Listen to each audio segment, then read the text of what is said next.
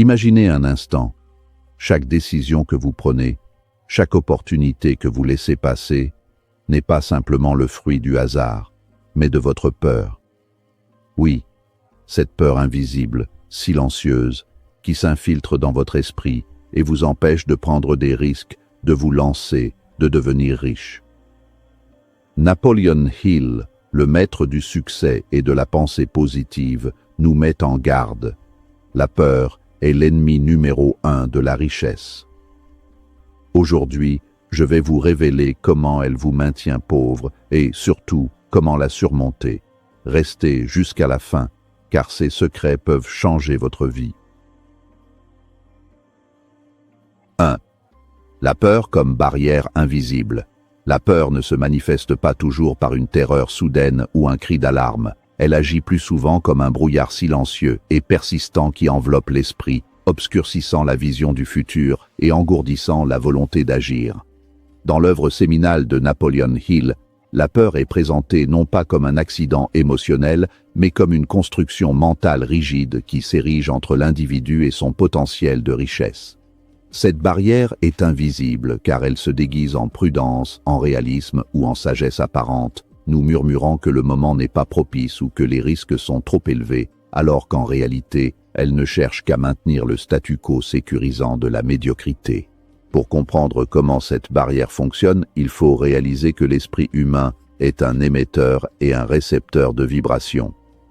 Hill souligne que la peur sature notre station de radio mentale avec des interférences négatives, nous empêchant de capter les fréquences de l'opportunité et de l'abondance. Lorsque nous laissons la peur dominer nos pensées, nous créons une prophétie auto-réalisatrice. Nous ne voyons plus les chemins vers le succès, car notre regard est fixé sur les obstacles au bord de la route. Cette cécité psychologique est le premier véritable obstacle à la fortune, car la richesse commence par un état d'esprit avant de se manifester dans un compte bancaire. L'un des aspects les plus insidieux de cette barrière est sa capacité à paralyser l'initiative personnelle. Le premier pas vers la richesse est souvent le plus difficile, car il nécessite de sortir d'une zone de confort familière pour entrer dans le territoire de l'incertain. La peur de l'inconnu agit comme une force de friction gravitationnelle. Elle demande une énergie colossale pour être vaincue au démarrage. Cependant, Hill nous enseigne que reconnaître cette peur pour ce qu'elle est, une simple création de l'imagination, permet de réduire sa densité. En nommant l'émotion, on lui retire son pouvoir d'influence invisible, transformant un mur infranchissable en un simple défi à relever. La peur du jugement des autres est sans doute l'une des briques les plus solides de cette barrière. Nous passons une grande partie de notre vie à essayer de nous conformer aux attentes de notre entourage, craignant que le succès ou l'échec ne nous marginalise. Cette pression sociale agit comme une laisse invisible qui nous ramène constamment vers la moyenne. Hill affirme que pour briser cette barrière, il faut cultiver une forme d'indifférence constructive envers les opinions d'autrui. La liberté financière ne peut être atteinte que par ceux qui ont d'abord conquis la liberté émotionnelle, se libérant du besoin d'approbation pour suivre leur propre vision avec une détermination inébranlable. Enfin, l'identification de la peur comme barrière invisible nécessite une honnêteté brutale envers soi-même. Il est facile de blâmer l'économie, la chance ou l'éducation pour notre manque de progrès, mais il nous ramène toujours à la source, notre propre dialogue intérieur. En analysant nos excuses, nous découvrons souvent qu'elles ne sont que des masques pour des peurs profondes. Le processus de démantèlement de cette barrière commence par la prise de conscience que nous sommes les gardiens de notre propre prison.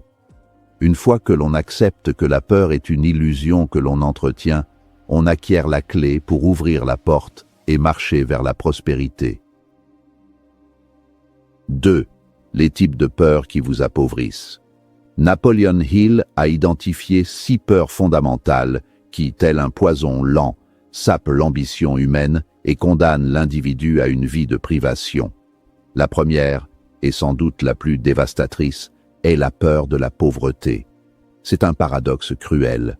La peur de manquer d'argent est précisément ce qui empêche d'en attirer. Cette peur paralyse la faculté de raisonnement, détruit l'imagination et tue l'enthousiasme. Elle pousse l'individu à accepter des miettes par peur de perdre le peu qu'il possède, oubliant que la création de richesses nécessite une certaine audace et une foi en l'abondance de l'univers.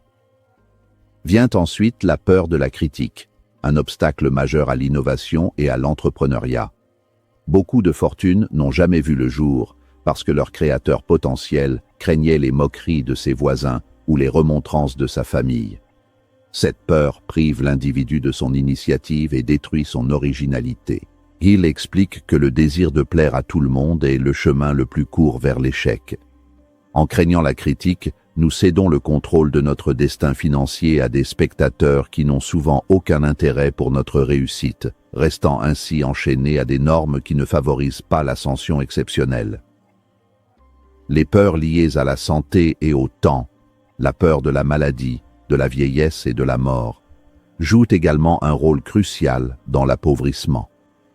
La peur de la maladie conduit souvent à une obsession de la protection plutôt qu'à une dynamique d'expansion. De même, la peur de la vieillesse et de la mort crée un sentiment d'urgence négatif ou, au contraire, un fatalisme qui dit « il est trop tard pour commencer ». Hill nous rappelle que l'âge est souvent une question de mentalité et que de nombreux empires ont été bâtis par des hommes et des femmes dans la seconde moitié de leur vie. Ces peurs temporelles nous volent le moment présent, nous empêchant d'investir notre énergie là où elle serait la plus productive. La peur de la perte de l'amour est une force subtile, mais puissante. Elle peut pousser un individu à faire des choix financiers désastreux pour impressionner un partenaire ou, à l'inverse, à refuser des opportunités de croissance de peur que le succès ne brise ses relations personnelles. Cette insécurité émotionnelle crée un conflit interne où l'ambition est perçue comme une menace pour le bonheur privé.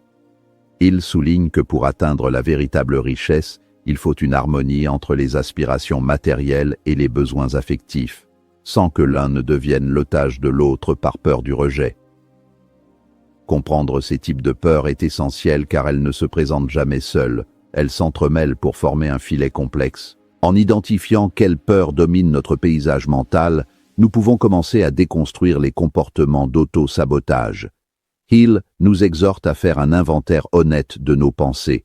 Est-ce la prudence qui nous guide ou l'une de ces 6 ombres? La prise de conscience est le premier pas vers la libération. En nommant l'ennemi, nous cessons d'être sa proie passive et commençons à devenir les architectes actifs de notre indépendance financière.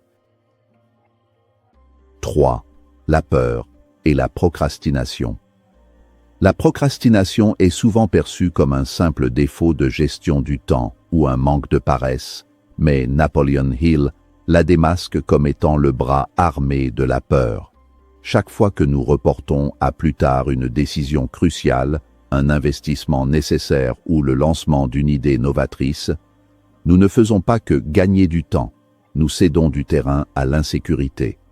La peur du résultat, qu'il s'agisse de l'échec ou même de la responsabilité liée au succès, nous pousse à rester dans l'immobilisme. Remettre au lendemain est la méthode préférée de l'esprit pour éviter de confronter ses propres limites et les défis du monde réel. Cette inaction a un coût financier et psychologique exponentiel. En économie, le coût d'opportunité représente ce que l'on perd en ne choisissant pas la meilleure option disponible. Sur le plan de la richesse, la procrastination est le voleur de l'intérêt composé. En attendant le moment parfait qui n'arrive jamais, l'individu laisse passer les cycles de marché, les innovations technologiques et les moments de lucidité créative. Hill explique que la richesse appartient à ceux qui ont l'habitude de prendre des décisions rapidement et d'en changer lentement si nécessaire. À l'opposé, les pauvres prennent des décisions très lentement, si tant est qu'ils en prennent, et les changent fréquemment, influencés par les vents de la peur. La procrastination nourrit également un cercle vicieux de perte de confiance en soi. Plus on remet une tâche à plus tard, plus cette tâche semble insurmontable et plus la peur associée grandit. Ce processus érode l'estime de soi, rendant l'individu de moins en moins capable d'agir à l'avenir. Hill insiste sur le fait que l'action est l'antidote souverain à la peur. En faisant le premier pas, même petit, on brise l'inertie et on commence à accumuler de l'élan. L'action génère de l'information et de l'expérience, lesquels dissipent l'ombre de l'incertitude qui alimentait la procrastination initiale. Dans le domaine de l'acquisition de compétences, la peur de ne pas être à la hauteur ou de paraître incompétent conduit à une procrastination éducative. On se dit que l'on étudiera ce nouveau marché plus tard ou que l'on apprendra la gestion financière quand on n'aura plus d'argent. C'est une logique circulaire qui garantit la stagnation. Il souligne que les leaders dans tous les domaines sont des apprenants perpétuels qui n'attendent pas de se sentir prêts pour s'immerger dans de nouvelles connaissances. Ils comprennent que la maîtrise vient de l'engagement direct, pas de la préparation infinie derrière une barrière de procrastination. Pour vaincre ce duo toxique que forment la peur et la procrastination, il faut adopter une discipline de fer envers l'action immédiate. Il propose de transformer chaque impulsion d'hésitation en un signal de départ. Au lieu de voir l'incertitude comme une raison de s'arrêter, il faut la voir comme le signe que le chemin est le bon. La richesse n'est pas le fruit d'une absence de peur, mais d'une gestion proactive de celle-ci par le mouvement constant. En remplaçant l'habitude de l'attente par l'habitude de l'exécution, on déloge la peur de sa place centrale et on ouvre la voie à une accumulation réelle et tangible de ressources. 4. Transformer la peur en moteur. La peur est une source d'énergie brute, souvent comparée par Napoleon Hill à une force élémentaire comme le feu ou l'électricité. Si elle est mal gérée, elle détruit tout sur son passage, mais si elle est canalisée, elle peut propulser un individu vers des sommets inaccessibles au commun des mortels. Transformer la peur en moteur commence par un changement radical de perspective. Au lieu de fuir l'inconfort qu'elle provoque, il faut apprendre à utiliser cette tension nerveuse comme un carburant pour l'action. La peur est en réalité un signal biologique d'éveil, une montée d'adrénaline qui, si elle est orientée vers un but précis, décuple les facultés de concentration et d'endurance. Les entrepreneurs les plus brillants et les bâtisseurs d'empires ne sont pas des êtres dépourvus de peur, mais des alchimistes mentaux. Ils utilisent l'anxiété liée au risque pour affiner leur stratégie et la peur de l'échec pour renforcer leur préparation. Hill suggère que lorsque nous ressentons cette boule au ventre face à une opportunité financière, nous sommes devant une porte de croissance. Le malaise est la preuve que nous repoussons nos limites actuelles. En apprenant à aimer ce signal, ou du moins à le respecter, nous transformons un obstacle en une boussole qui nous indique la direction de notre expansion personnelle et matérielle. La conversion de la peur en motivation nécessite une focalisation intense sur le désir. Il explique que le désir ardent d'atteindre un objectif doit être plus fort que la peur de perdre ce que l'on possède. C'est cette disproportion positive qui crée le mouvement. Lorsque la vision du succès est si claire et si désirable qu'elle occupe tout l'espace mental, la peur devient secondaire. Elle ne disparaît pas, mais elle est reléguée au rôle de passager bruyant plutôt que de conducteur.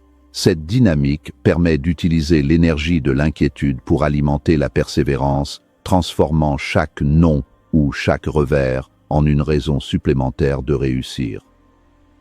Il existe également une dimension de peur constructive que Hill mentionne de manière subtile.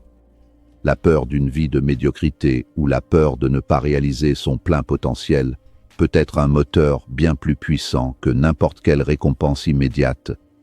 En confrontant l'image d'un futur où l'on aurait échoué par manque d'audace, on génère une impulsion de fuite vers l'avant. C'est l'art d'utiliser une peur plus grande pour en chasser une plus petite. Cette pression saine nous oblige à sortir de la passivité et à prendre les risques nécessaires pour sécuriser notre liberté, car le risque de ne rien faire devient soudainement plus terrifiant que le risque d'échouer. Finalement, transformer la peur en moteur est une question d'entraînement mental. Comme un muscle, la capacité à agir sous pression se renforce avec la pratique. Napoleon Hill encourage ses lecteurs à chercher délibérément de petits défis qui provoquent une légère appréhension pour s'habituer à l'alchimie émotionnelle. Avec le temps, ce qui était autrefois paralysant devient excitant. L'individu ne voit plus la peur comme un ennemi, mais comme un partenaire de danse indispensable dans le processus créatif. C'est à ce stade de maîtrise que la richesse durable devient possible, car on n'est plus à la merci des fluctuations émotionnelles du marché ou de la vie. 5. Le secret de Napoleon Hill pour la surmonter. Le secret ultime que Napoleon Hill nous lègue pour triompher de la peur réside dans la triade de la foi, de la connaissance et de la persistance. La foi, dans le contexte de Hill, n'est pas une simple croyance religieuse, mais un état d'esprit qui accepte le succès comme une réalité avant même qu'il ne se manifeste physiquement. C'est l'application de l'autosuggestion pour reprogrammer le subconscient. En saturant l'esprit de pensée de courage et de certitude, on ne laisse tout simplement plus de place à la peur. Hill insiste sur le fait que l'esprit ne peut héberger deux émotions dominantes et opposées simultanément. Si vous cultivez activement la foi, la peur doit inévitablement s'évaporer. La connaissance est la deuxième arme de cet arsenal. Hill affirme que l'ignorance est le terreau fertile de toutes les peurs. Nous craignons ce que nous ne comprenons pas. Par conséquent, l'acquisition d'une connaissance spécialisée et une compréhension profonde des mécanismes de la richesse dissipe l'obscurité mentale. Lorsque vous comprenez comment fonctionne l'investissement, comment se structure une entreprise ou comment se négocie un contrat, l'incertitude diminue. Le savoir donne une base solide à la confiance. C'est pourquoi Hill accorde tant d'importance à l'éducation continue et à l'alliance avec des esprits supérieurs, le mastermind. S'entourer de personnes qui possèdent le savoir que l'on n'a pas encore est un remède direct contre l'insécurité financière.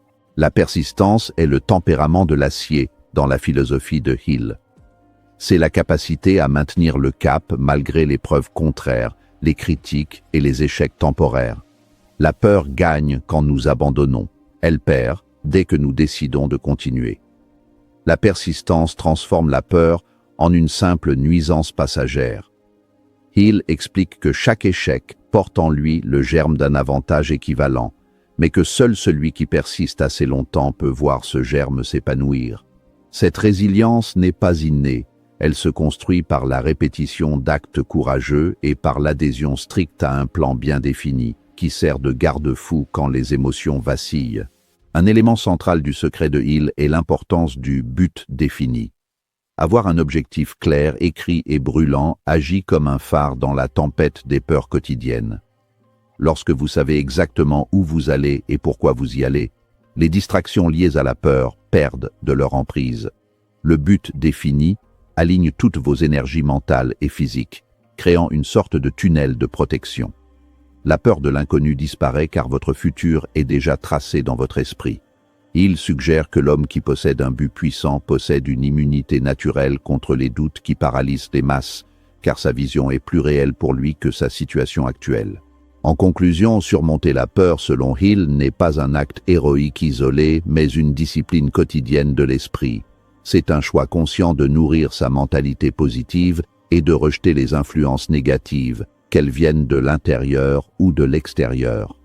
En intégrant la foi, la connaissance et la persistance dans votre routine, vous ne vous contentez pas de chasser la peur, vous créez un environnement psychologique où elle ne peut plus survivre. La richesse durable est le sous-produit naturel de cette transformation intérieure. Une fois que vous avez conquis votre propre esprit, le monde matériel n'a d'autre choix que de se conformer à votre nouvelle réalité de succès et d'abondance. La peur est normale, mais elle ne doit jamais décider de votre avenir. Chaque action que vous entreprenez malgré la peur vous rapproche de la liberté financière. Souvenez-vous, ceux qui osent aujourd'hui deviennent les riches de demain.